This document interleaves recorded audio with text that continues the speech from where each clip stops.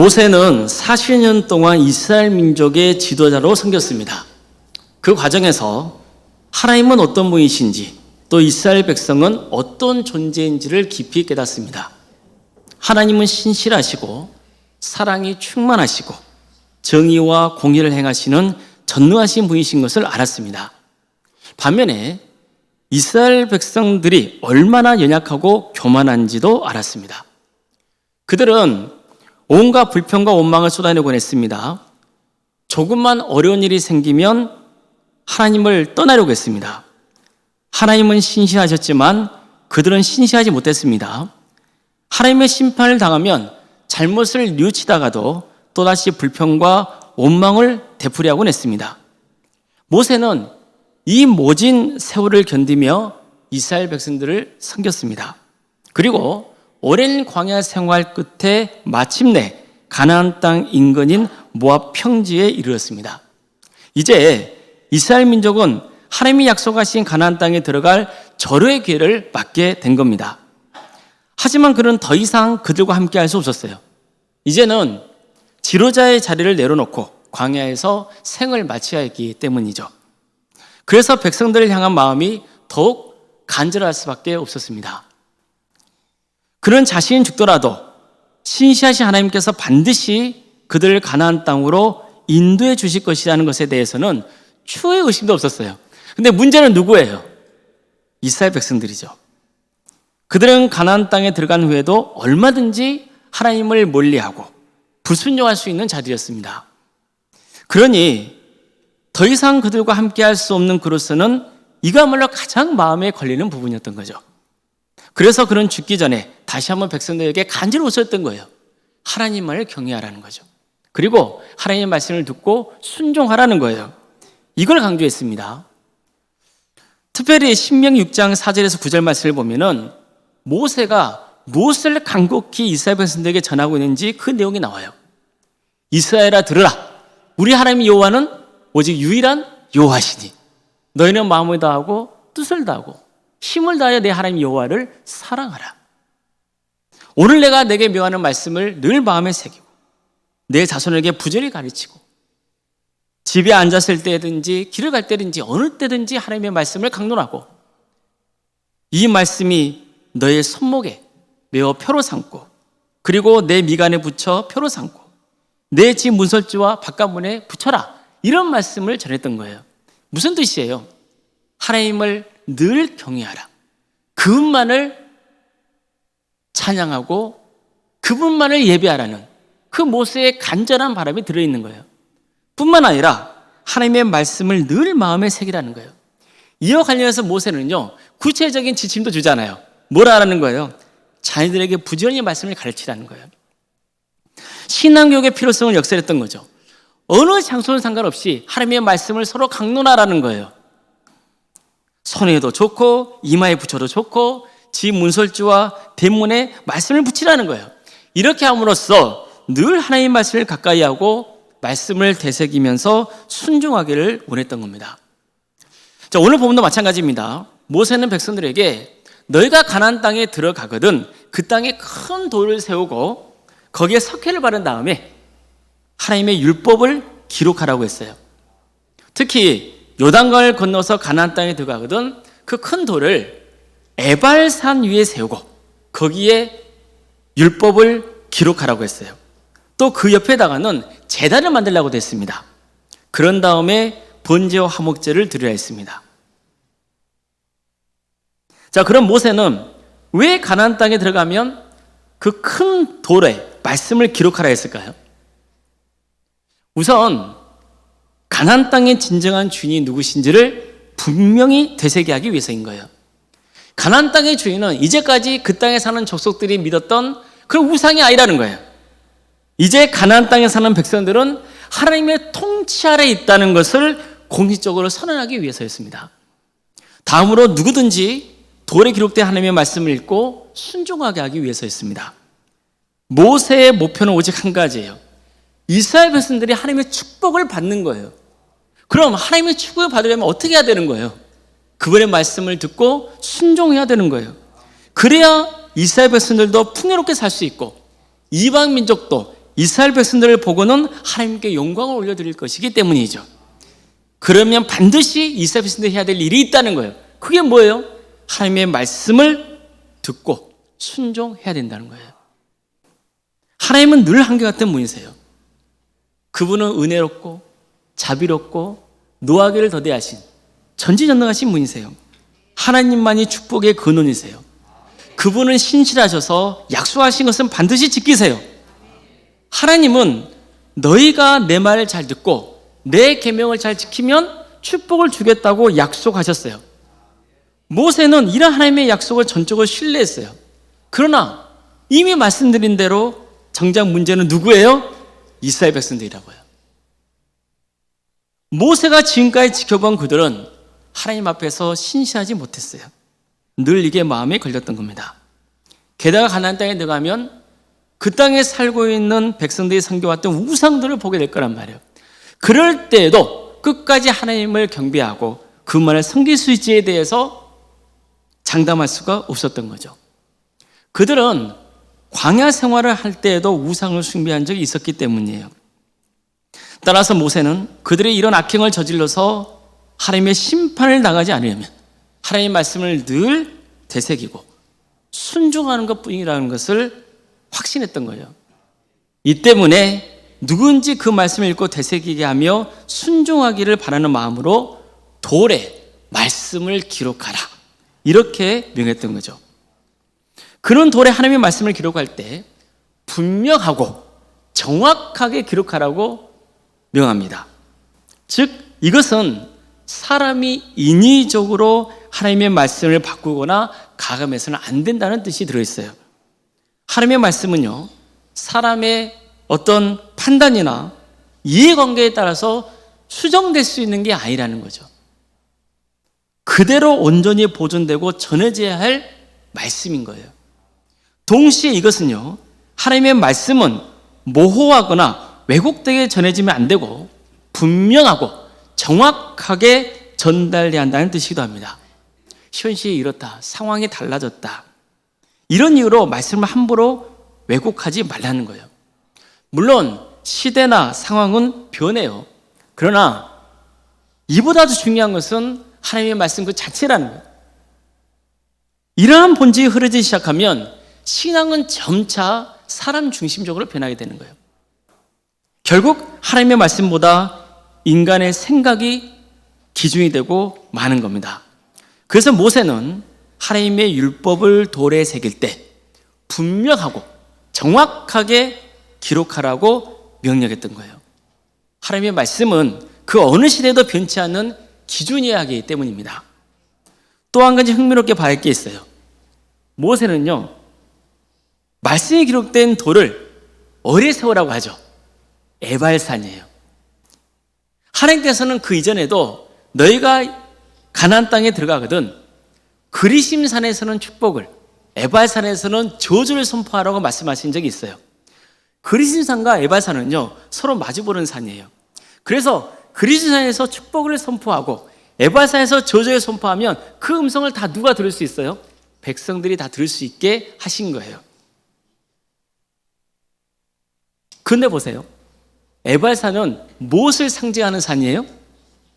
축복이에요, 저주예요? 저주예요. 저주를 상징하는 산이에요. 그런데 왜 하필 에발산에다가 말씀이 기록된 돌을 세우라는 걸까요? 그것은 이스라엘 백성들의 현실을 일깨워주기 위해서입니다. 그들은 말씀에 순종하여 축복의 길을 걷기보다는 늘 불순종하여 저주의 길로 향하곤 했어요. 즉 에발산은 이스라엘 백성들의 현실을 잘 보여주는 장소였던 거예요. 너희가 어떤 존재인지를 기억하라는 거예요.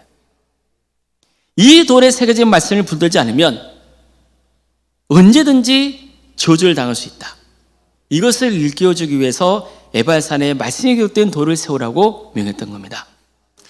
근데 모세는요, 에발산에 말씀이 새겨진 돌을 세우라 했을 뿐만 아니라 그 곁에 제단도 만들라 하죠. 단 조건이 있어요. 사람이 쇠연장으로 다듬지 않은 자연석으로 제단을 만들어야 한다는 거예요. 이것은 또 무슨 의미일까요? 제단을 만들 때 연장으로 다듬어서 만들지 말라고 한 핵심적인 이유는 뭐냐면은 예배의 본질을 일깨워주기 위해서였던 거예요.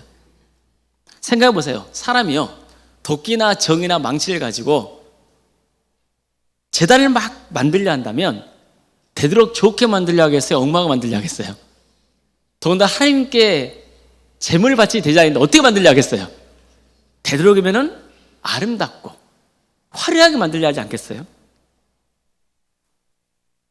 그러면 그 화려한 제단의 겉모습에 사람들의 마음을 빼앗기게 될 것이고, 정작 돌배에 새겨진 하나님의 말씀이 먼저 눈에 들어오지 않게 되는 거예요. 극단적으로는 자신들이 만들어 놓은 그 화려하고 아름다운 제단 자체가 우상이 될 수가 있어요. 사실 이런 우려는요, 역사 속에서 늘 현실이 될 때가 많았습니다. 사람들은 하나님의 말씀을 보고 순종하기보다는 화려한 겉모습에 취하곤 해요. 화려한 교회당, 아름다운 장식들, 거룩해 보이는 복장들, 이런 외형적인 것에 집착을 해요. 어떤 경우는 사람이 만든 형상 자체를 우상처럼 숭배하게 돼요. 그럴 때마다 늘 뒷전을 밀리는 것이 뭐예요? 하나님의 말씀이라고요. 그 말씀에 순종하는 성도들의 삶이 변질됐단 말이에요. 한마디로 신앙의 본질에서 벗어나게 되는 겁니다. 성도 여러분, 신앙의 본질은요, 외형적인 게 아니에요. 마음 중심으로 하나님을 경외하고 하나님의 말씀을 들으며 순종하는 거예요. 그래서 선지자들도 늘 이 점을 강조하잖아요. 하나님은 제사보다 뭘 원하세요? 순종을 원하신다는 거예요. 하나님의 말씀을 듣는 게 번제보다 더 낫다는 거예요. 중요한 것은 화려한 제단이 아니라 하나님의 말씀이 새겨진 돌인 거죠. 물론 그 돌 자체도 중요한 게 아니에요. 뭐가 중요한 거예요? 그 돌에 기록되어 있는 하나님의 말씀이 중요한 거예요. 바로 그 말씀 앞에서 이스라엘 백성들은 하나님께 번제와 화목제를 드려야 했던 겁니다. 이런 번제가 뭡니까?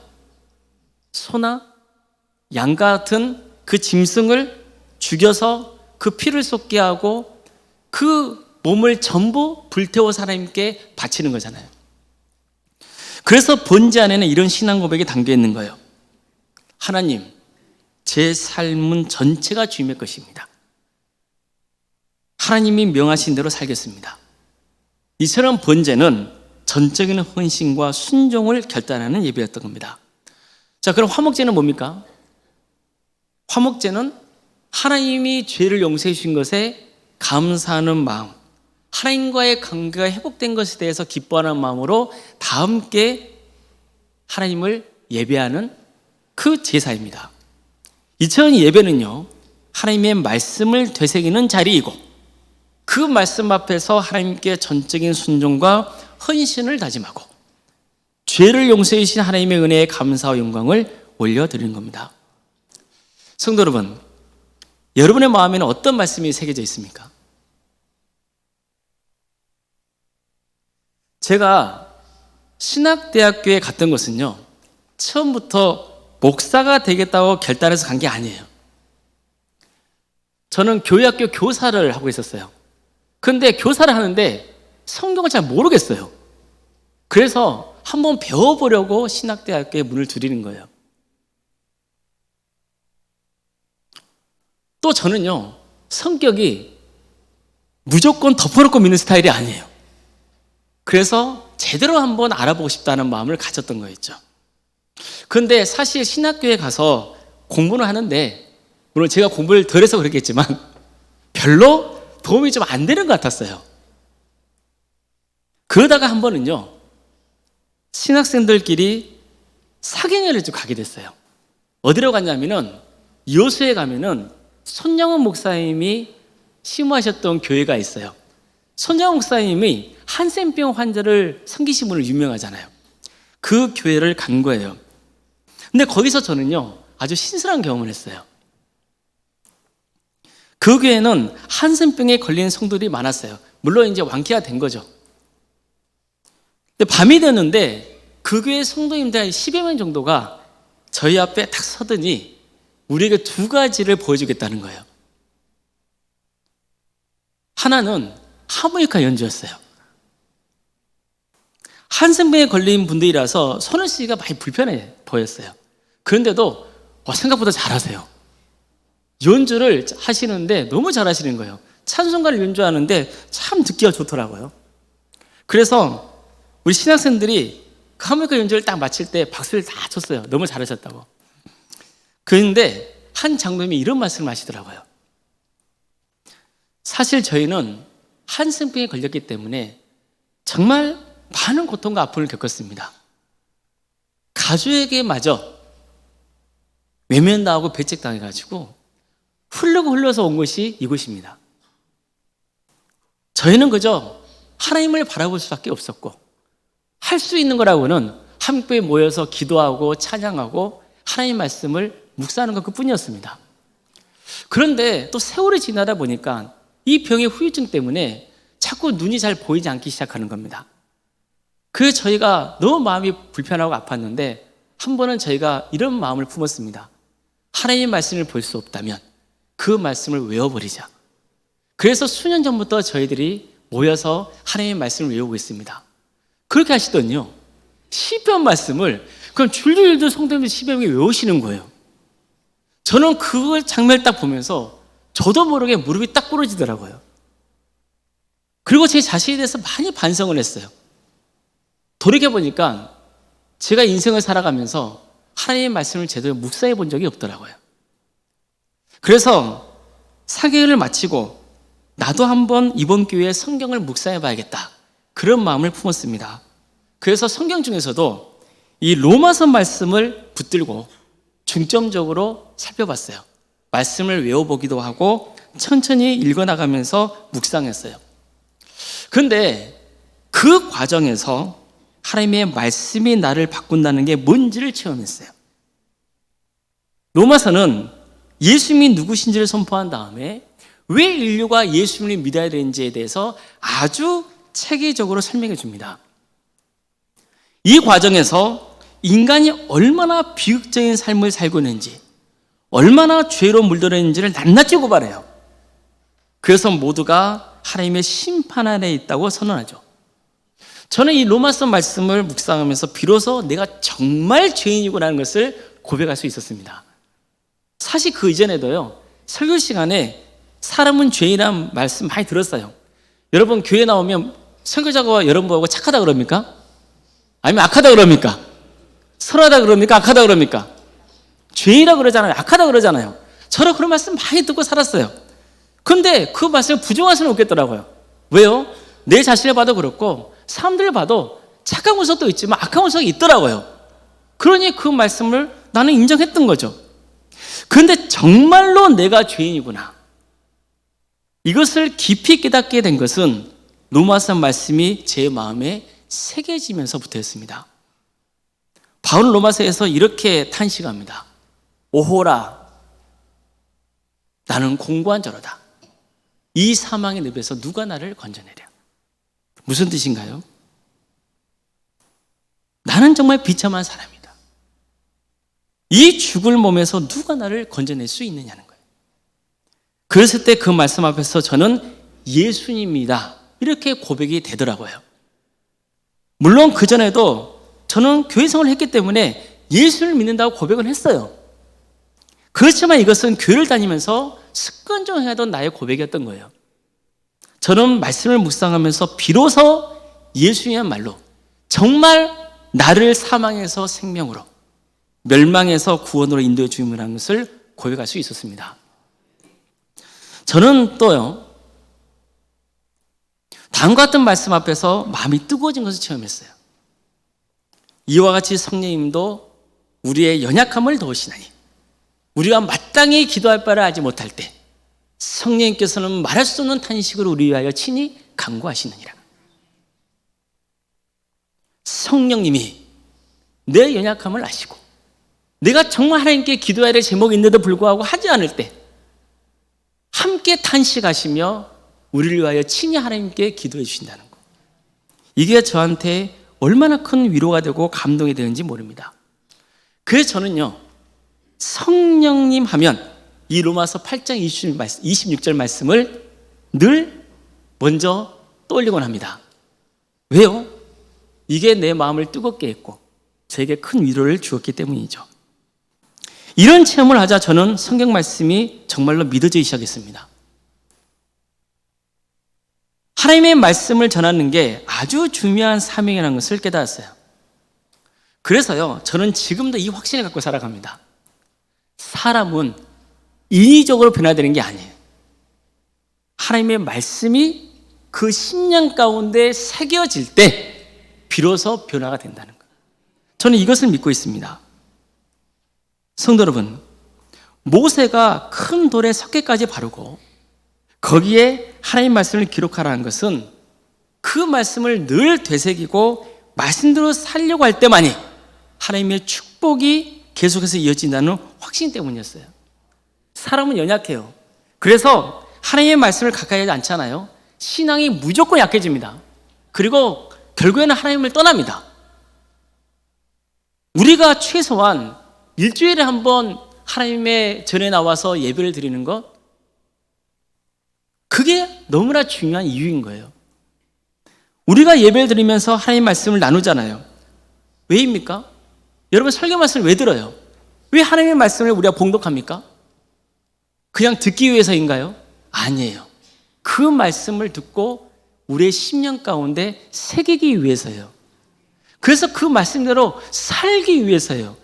이를 위해서 우리는 예배 시간에 하나님의 말씀을 듣는 거예요. 그 말씀을 나누는 거예요. 이것이 축복의 길인 것을 알아야 됩니다. 사실 주일 예배만 가지고는 부족해요.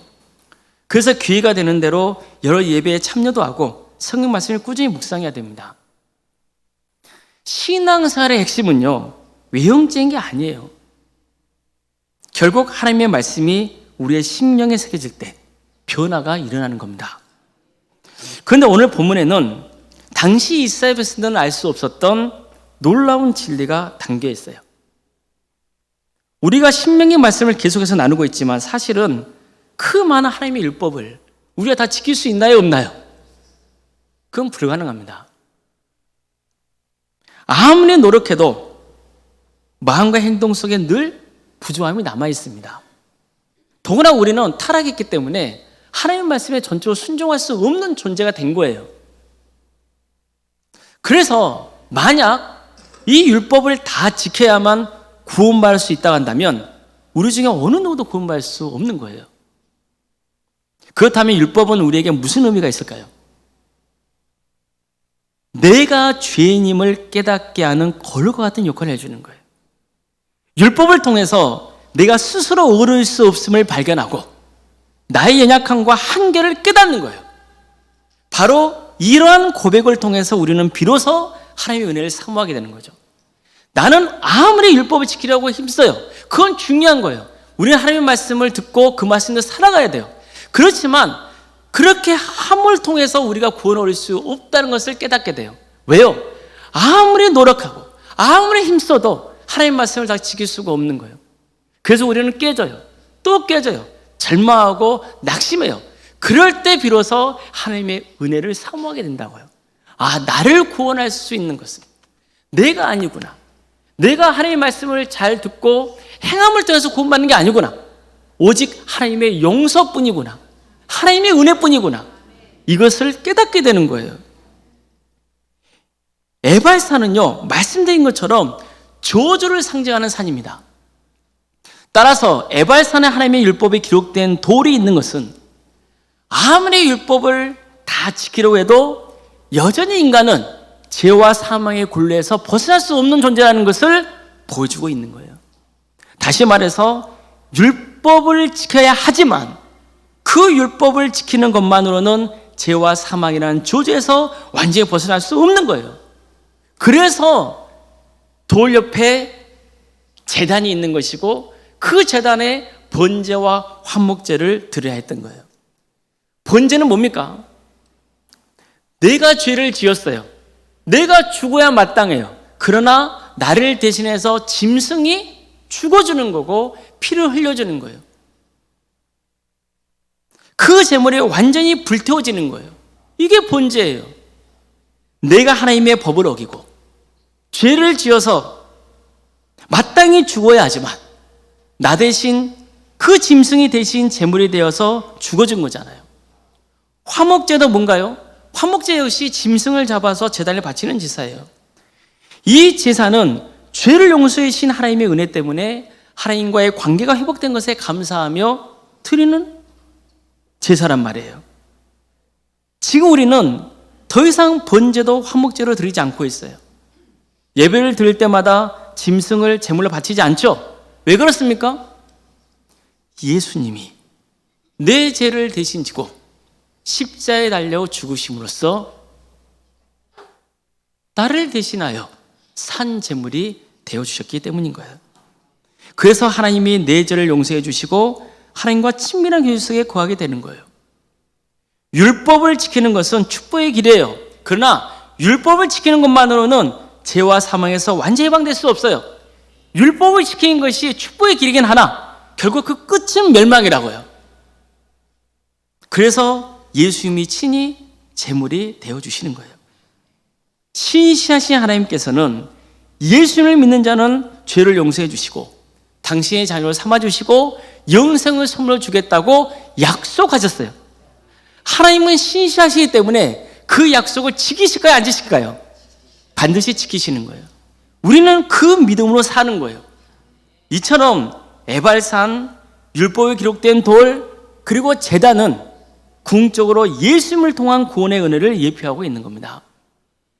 하나님의 말씀을 늘 마음에 새기고 순종할 때 하나님의 축복과 은혜가 내 삶에 임합니다.